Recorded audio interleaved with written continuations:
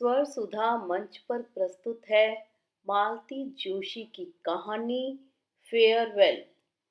जग्गी आया जी, उसने तत्परता से जवाब दिया और पोर्च वाली अपनी खास पसंद की सीट छोड़कर फुर्ती से भीतर की ओर लपका। लेकिन हॉल के नंगे फर्श पर पांव रखते ही उसे होश आ गया कि साहब और मेम साहब घर पर हैं ही कहाँ। वे तो एसपी साहब के यहाँ लंच पर गए हैं। जग्गी आया और मुंह से फिसलते हुए जी को उसने बीच ही में निगल लिया। उसे मालूम है वर्मा बाबू की आवाज है यह, और वह बाबू लोगों की ज्यादा जी हुजूरी नहीं करता। आराम से चलता हुआ डाइनिंग हॉल में आया और कमर पर हाथ रखकर वहां का नजारा देखने लगा। पूरा कमरा पुराने अखबारों, लकड़ी के खोखों, टाट के टुकड़ों और कील हथौड़ियों से अटा पड़ा था। दफ्तर के 3-4 चपरासी और एक कारपेंटर पैकिंग में व्यस्त थे। वर्मा बाबू एक स्टूल पर बैठे चुटकियों से जम्हाई भागाने का यत्न कर रहे थे। साहब ने उनकी ड्यूटी बंगले पर लगा दी है ताकि काम वालों पर नजर रख सकें, और मेम साहब ने जग्गी से कह रखा है कि वह वर्मा बाबू पर नजर रखे। बड़ा काया आदमी है। अरे भाई जग्गी, पानी वानी तो पिला। तू तो बाहर जाकर बैठ गया लाट साहब की तरह। किचन में कांच के 2 गिलास रखे हुए थे। जग्गी उन्हें भरकर ले आया। यह कहाँ का पानी लाया है भैया, बड़ा गर्म है। बाबूजी ने पहला घूंट भरते ही मुंह बिचकाकर कहा। नल से ही तो लाया हूँ, उसने लापरवाही से जवाब दिया। क्यों, वह तुम्हारा फ्रिज कहाँ गया? पैक नहीं हो गया कल? अरे हाँ, भूल ही गया था।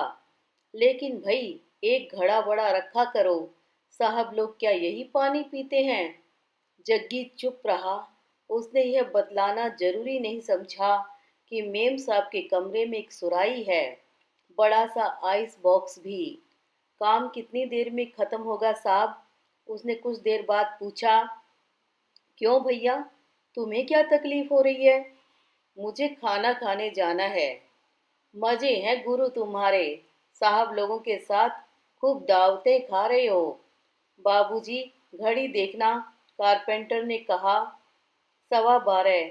तो मैं तो चलता हूँ, 2:30 बजे फिर आऊँगा। ठीक है, मैं भी आध पौन घंटे में घर तक हो आता हूँ। तब तक तुम लोग ये सब समेट कर रख देना। और कारपेंटर के पीछे पीछे वर्मा बाबू की साइकिल भी फाटक से बाहर निकल गई। और फिर एक एक करके सभी खिसकने लगे। भूख सभी को लगी थी और यहाँ पानी तक का इंतजाम नहीं था। राम भरोसे बतला रहा था कि शरण साहब के यहाँ पैकिंग हुई थी। तब 2-3 दर्जन ठंडी बोतलें रोज आती थी। ज्ञानी साहब ने तो रोज सुबह शाम चाय समोसे की व्यवस्था कर दी थी। नसीम साहब के जमाने में उनकी बातें सुन सुनकर जग्गी बेचैन होता जा रहा था। उसकी जेब में 1 रुपया पड़ा कुनमुना रहा था और वह सोच रहा था कि ये लोग टलें तो वह पास के होटल से छोले या डोसे की प्लेट लेकर खाए। 1 रुपए में और आता भी क्या है? तुम तो उस्ताद माल टाल उड़ाओगे, हम तो दाल रोटी गटक आए। माता दीन ने उसकी पीठ पर धौल जमाते हुए कहा तो वह कट कर रह गया। सबसे ज्यादा परेशानी तो उसे तब हुई जब राम भरोसे अपना अंगोछा बिछाकर वहीं हॉल के ठंडे फर्श पर लेट गया। पंखा चला दे यार, उसने जग्गी से कहा। क्यों, तुम घर नहीं जाओगे? नहीं, अपन तो आज उपवासे हैं। और वह करवट बदलकर आराम से खर्राटे भरने लगा। जग्गी सीढ़ियों पर बैठा अपनी किस्मत को कोसने लगा। उसे सड़क की रौनक में भी कोई मजा नहीं आ रहा था। उसे तो शिव शंकर होटल की कांच जड़ी मेजें याद आ रही थी। सुबह सिर्फ नाश्ते में बचे हुए 2 टोस्ट और थोड़ी दाल मोठी उसके हिस्से में आई थी, और उसका गठीला शरीर उसे कब का हजम कर चुका था। माल्टा हूँ। उसे माता दीन के शब्द याद आए और वह तिल मिला उठा। अभी कोई उसे अगर होटल में बैठा देख ले तब कैसा लगेगा। 4 8 आने की चीज खाने से पेट तो नहीं भरता, लेकिन कम से कम वहाँ इज्जत तो मिलती है। साहब लोगों की दावतों से तो वह अच्छी ही है। उसे परसों रात वाली बात याद आई। साहब लोग चोपड़ा साहब के यहाँ डिनर लेकर लौटे थे। मेम साहब ने लौटते ही बताया, तुझे मिसेज चोपड़ा ने खाने के लिए बुलाया है। जग्गी एकदम खुश हो गया। खाने के नाम से नहीं, बल्कि उसे इस बात की खुशी थी कि चोपड़ा मेम साहब उसे भूली नहीं है। वरना साहब की तो रोज दावतें होती हैं। किसने उसे बुलाया। जरा ढंग से तैयार होकर वह चोपड़ा साहब के बंगले तक पहुंचा। तब 10 बज चुके थे। उसने डरते डरते घंटी बजाई। बड़ी देर बाद खुद साहब ने ही दरवाजा खोला। क्या है? उन्होंने रूखी आवाज में पूछा। अब वह अपने मुंह से क्या कहे। सहमे से स्वर में इतना ही कह पाया, मेम साहब ने बुलाया था।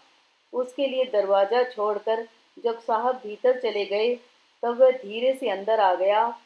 वह मिस्टर विश्वास का नौकर आया है, तुमने बुलाया था? भीतर से आवाजें आ रही थी।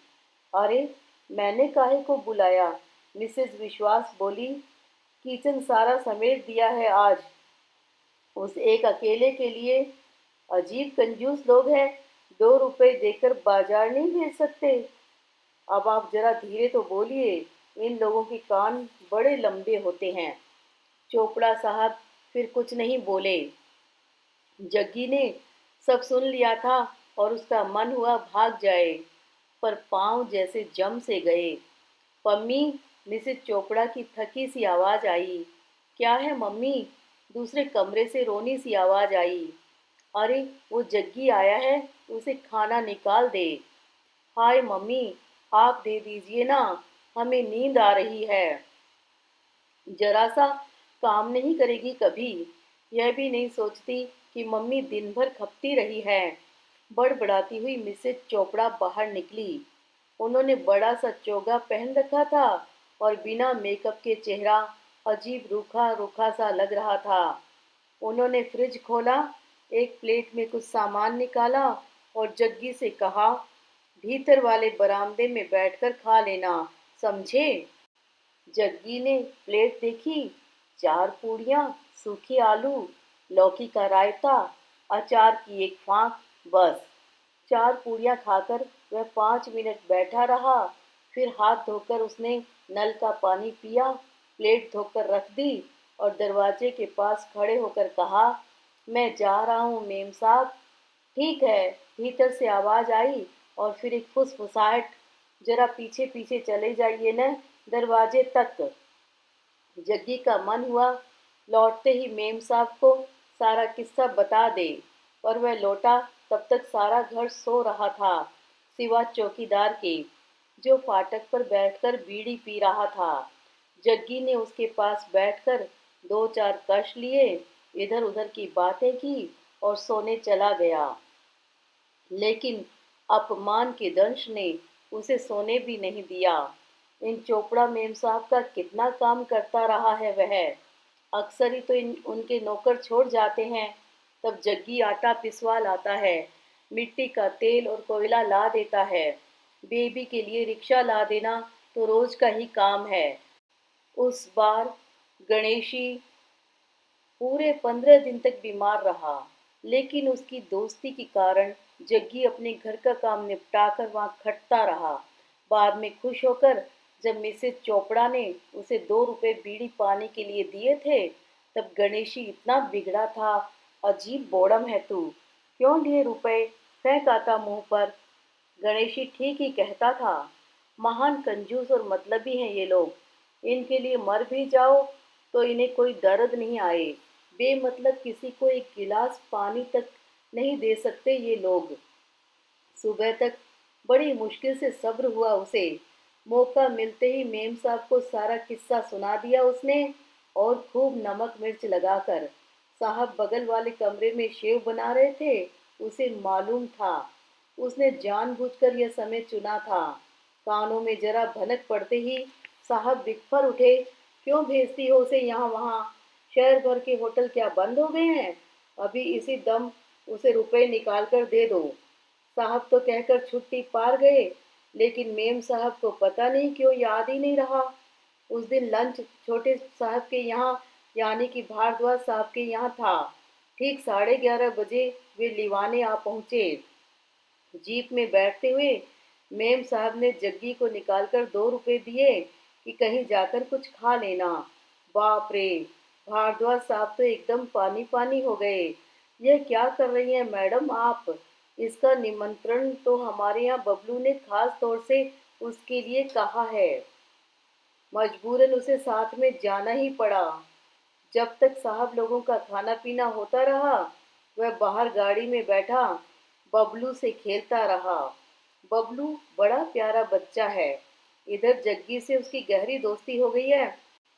साहब का संदेश लेकर कई बार आता जाता रहा है वह बंगले पर। तब साइकिल पर बबलू को एक बार घुमा लाने की ड्यूटी उसे देनी होती थी। वह खुशी खुशी कर लेता था यह काम। अंदर जब उसकी खाने के लिए बुलाहट हुई, तब वह देखकर चौंक गया। यह क्या? उसकी थाली भरी हुई है। बबलू की मम्मी क्या उसे कोई राक्षस समझ बैठी है? अगर वह चुपचाप खाना शुरू कर दे, तो अभी वह कहती फिरेंगी कि साहब गांव से नौकर तो ले आए हैं, लेकिन उसे खाना भी नहीं देते। बेचारा हमेशा अधपेट रहता है। जब भी जितना भी दे दो, सब भकोस जाता है। वह चुपचाप थाली की ओर देखता खड़ा रहा। क्या सोच रहा है? मिसेस भारद्वाज ने टोका। यह बहुत ज्यादा है साहब, उसने नम्रता से कहा। अरे वाह, तू भी साहबी नखरे सीखने लगा। चल बैठ, जितना खा सके खा लेना। और वह भुनभुनाती हुई अंदर जा रही थी। अब इसके लिए निकाला हुआ खाना भला मैं कहाँ रखूंगी लेकर?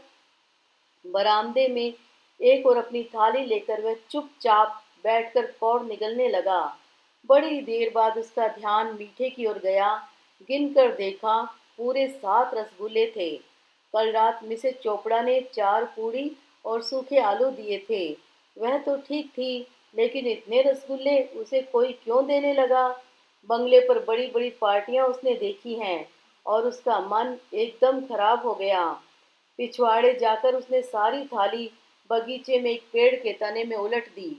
अब कहें तो कहती रहें मिसेस भारद्वाज कि बंगले पर रहकर उसका दिमाग 7वें आसमान पर पहुंच गया है।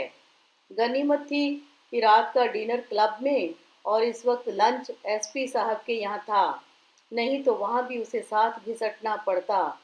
गाड़ी का परिचित हॉर्न सुनते ही वह उछल कर खड़ा हो गया।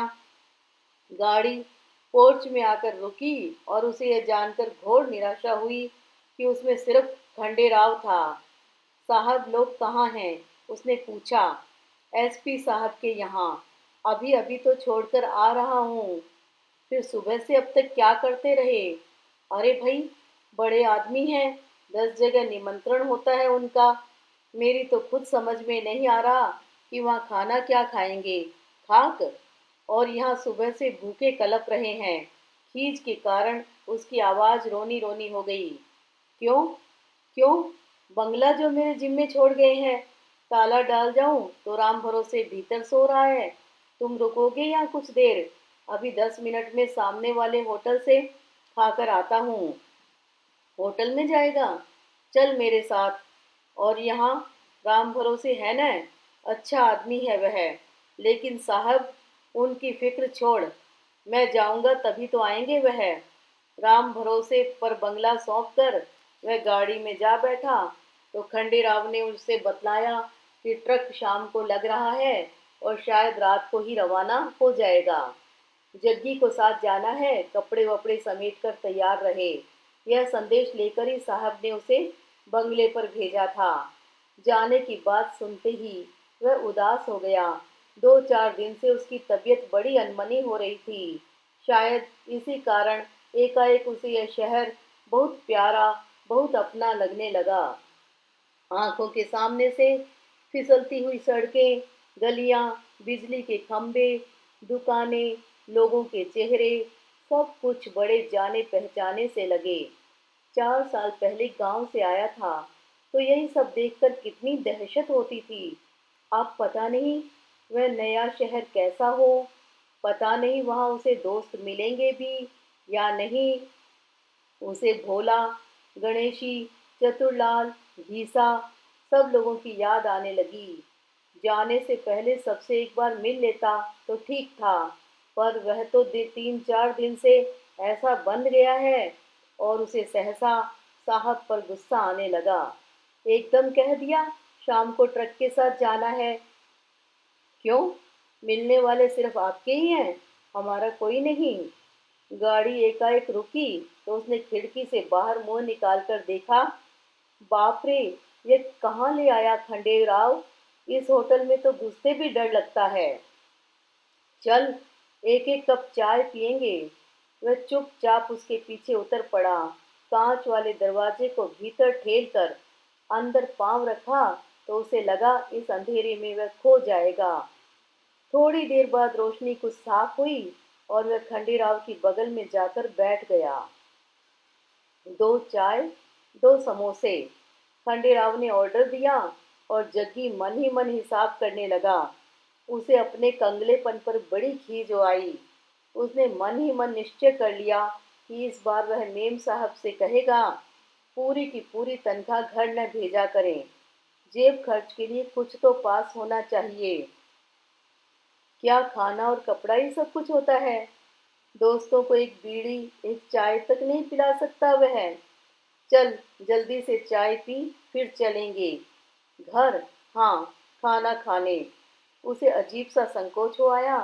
एक तो होटल का बिल भी उसने दिया और अब खाना भी। आखिर इस आदमी के साथ मेरा रिश्ता ही क्या है? हाँ, इसकी चमचागिरी जरूर की है। फ्रिज का ठंडा पानी पिलाया है। जब जब भी चाय देने का मौका आया उसे खूब खौलाकर कड़क बनाकर दी है। गोल टेबल से एक आध सिगरेट भी कभी कभार उठाकर खंडेराव को दी है। और वह सब इसलिए कि गाड़ी चलाना सीख जाऊं। ड्राइवर बनकर गाड़ी में बैठने का रोब ही कुछ और है। खंडेराव के घर जग्गी कई बार हो आया था। अक्सर वक्त बेवक्त साहब को उसकी जरूरत पड़ जाती। लेकिन आज की बात एकदम दूसरी थी। खंडेराव ने जाते ही बीवी से कहा था, सुमन, यह हमारा दोस्त जा रहा है आज। झटपट बढ़िया सा खाना बनाओ, फिर 3 बजे बंगले पर भी पहुंचना है। खंडेराव की बीवी मुस्कुरा दी। उसने चुपके से वह झोला उठा लिया जो खंडेराव साथ लाया था। रास्ते में रुककर उसने 2-4 चीजें खरीदी थी। लेकिन तब जग्गी ने उस पर कोई ध्यान नहीं दिया था। एक ही दिन में कितने पैसे फूंक डाले इसने मेरे लिए, वह सोच सोच कर परेशान होता रहा। अंदर वाले कमरे से रसोई घर की भीनी भीनी महक उठती रही। और वह बाहर बैठा खंडेराव से उसके बच्चों से बतियाता रहा। 4 साल की उषा ने उसे मैके चली जाऊंगी वाला नाच नाच कर दिखाया। 2 साल का गोल मटोल पप्पू बहन की नकल उतारता हुआ मटकता रहा। समय कैसे बीत गया पता ही नहीं चला। भीतर से बुलावा आया, तब उसने भी खंडेराव की तरह हाथ पांव धोए और पप्पू को लेकर रसोई में पांव रखा। लंबी सी दरी बिछी हुई थी और 2 बड़ी सी पीतल की चमचमाती थालियों में खाना लगा था। रंगोली की एक बेल सी दोनों थालियों के चारों ओर थी। बैठो, खंडेराव ने कहा और वह अभिभूत सा बैठ गया। मीठे चावल, आलू बैंगन की सब्जी, खीरे का रायता और लहसुन की चटनी। खंडेराव की बीवी गरम गरम फुलकी उतार रही थी। आपने ये इतना सब? वह कुछ कहना चाहता था, पर कोई अच्छी सी बात याद ही नहीं आई। इतना सब क्या है? थोड़ी सी देर में जो बन सका बना लिया। उषा के पापा की तो यही आदत है, पहले से कभी कुछ बताएंगे नहीं। उषा की मम्मी ने कहा। उसका मुस्कुराता चेहरा सिगड़ी की आंच में तपकर तांबई हो गया था। वह चुपचाप खाता रहा। थोड़ी देर बाद खंडेराव ने कहा, तेरी भाभी क्या कह रही है, सुना? भाभी? उसने चौंक कर सिर उठाया। वह उसी तरह मुस्कुरा रही थी। मैंने कहा, बंगले के लोग हो आप, यह खाना अच्छा नहीं लगा होगा। वाह, अच्छा क्यों नहीं लगेगा? बंगले का खाना रोज ही खाता हूँ, पर घर का खाना तो आज ही नसीब हुआ है। उसे खुद ही आश्चर्य हुआ, इतनी अच्छी बात कैसे कह गया वह? या घर की याद ही उसे वह सब कहलवा गई थी। घर कहाँ है? भाभी ने पूछा। कोसपुरा, उन्नाव जिले में। कौन कौन है घर पर? अम्मा, दो बड़े भाई, दो छोटी बहनें। पिता नहीं है? नहीं है, तभी न। और उसने अपनी नौकरी का कच्चा चिट्ठा सुना दिया। 4 साल पहले वाला 8-10 साल का गंवार असहाय जग्गी उसकी आंखों के सामने घूम गया। सारी गाथा व विस्तार से सुना गया। इतने दिनों तक मन में दबी पड़ी व्यथा किसी से कहने का मौका ही नहीं मिला था। गांव जाता है तो वहां भी अपना शहरी तामझाम और बातचीत का दिखावा करने में दिन बीत जाते हैं। अम्मा की गोद में सिर रखकर अपना मन हल्का कर लेने की इच्छा होती है। फिर लगता है क्यों उसे व्यर्थ की चिंता में डाला जाए। और अब तो वह पहले की सी परेशानी भी नहीं रही। काफी चुस्त होशियार हो गया है वह अब। पहले तो बाप रे, एकदम बुद्धू था। एक बार बाहर चाय मंगवाई गई तो सिर्फ प्यालों में डालकर ले गया वह। जब प्लेटों में कोई पीता ही नहीं तब ले जाने से फायदा। लेकिन उसका तर्क किसी को पसंद नहीं आया था और उस पर खूब डांट पड़ी थी। एक बार मेहमानों के सामने उसने एक गीली सी प्लेट अपनी कमीज से पोंछ ही दी थी। इतना बिगड़ी थी मेम साहब तब। और जग्गी बेचारा बार बार समझाता रहा कि लकदक धुली कमीज है उसकी, कोई गंदी तो थी नहीं।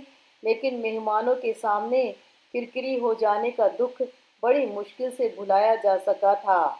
एक बार स्टोर रूम की चाबी खो गई थी तो उसे पड़ोस के बंगले से प्लायर लाने को भेजा गया।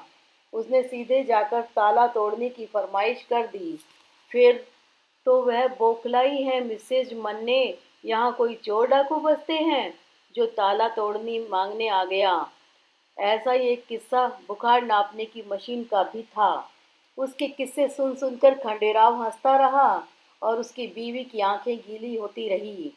कुछ देर बाद उसने याद दिलाया, चलो गुरु, 3 बज रहे हैं। और जग्गी एकदम वर्तमान में लौट आया। वर्तमान, जहाँ भुनभुनाती मेम साहब, गुर्राते हुए साहब जी हैं और ढेर सारा काम, सिर्फ काम। वह उठ खड़ा हुआ। उसने भाभी से दोनों हाथ जोड़कर नमस्ते की। अब कब आना होगा? देखो, जग्गी ने कहा। अधिक उससे बोला ही न गया। जग्गी काका, नमस्ते, उषा ने कहा। ममते, छोटे पप्पू ने हाथ जोड़ दिए। जग्गी ने एकदम उस गुल गोथने बच्चे को गोद में उठा लिया और सहेज कर रखा हुआ 1 रुपए का नोट उसे पकड़ा दिया। अरे अरे, यह क्या कर रहे हो? पति पत्नी दोनों ने उसका हाथ पकड़ लिया। इतना भी नहीं कर सकता क्या मैं? उसने रुंधे गले से कहा और गीली आंखें छिपाता हुआ भागकर गाड़ी में जा बैठा।